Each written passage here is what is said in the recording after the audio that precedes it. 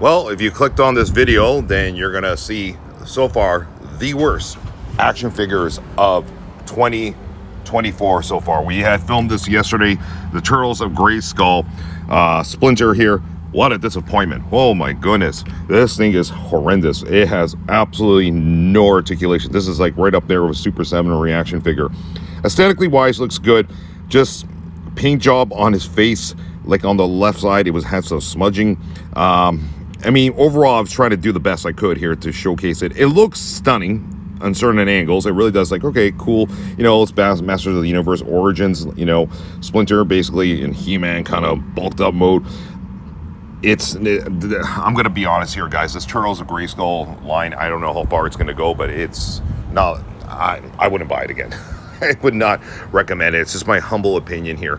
It just, there's nothing you could do with it, no articulation. Even the Origins figures, at least for He-Man, like at least you could do some stuff on a knee crunching and a little bit more swivel in the legs. The waist swivel, you have waist swivel, but then it comes apart because you can mash them up with other figures. It's just, it's cheap, okay? There's no other way of putting it. It is not a high-end produced figure, which we understand it's for $20, but it's really bad. Like, it's like no other way of putting it. Again, aesthetically wise, that's his good side there. So the colors, they nailed. They did a good job with the colors. Presentation, they did well on, but in terms of a practical figure, nothing. If you just want to just put them there and just pose them, so be it. I really don't know how far this Turtles of Grayskull line is really going to go. It's been going on for a while now, but when I was in Walmart and Target in the United States of America, I saw no one buying them. They were just sitting there, even some from last year. So yeah, I think they're going to eventually hit clearance eventually down the line. So do I recommend getting this figure? No, unfortunately not. If you see it for like maybe $10 and you know what you're not getting a good figure at all, then by all means, go for it. What else can I tell you guys? Don't recommend it.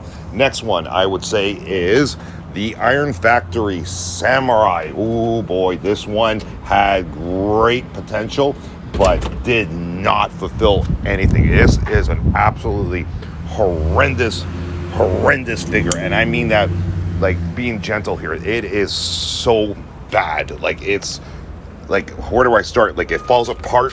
It basically doesn't do what it's supposed to do. Its arms fall off, his legs fall off. Again, similar to the Splinter one. Aesthetically wise, it looks really good, but in terms of practicality, quality control on it, Iron Factory's done a bad job on it. It's, again, a lot of these companies go for looks when it comes to practicality. When you go to pose them, arms fall off, the hands are so small to get in, and then you go to put the gun in and it just falls out. It's a nightmare, to be honest with you. But it looks cool. So that's the positive out of this. The transformation from this into vehicle mode is really bad as well.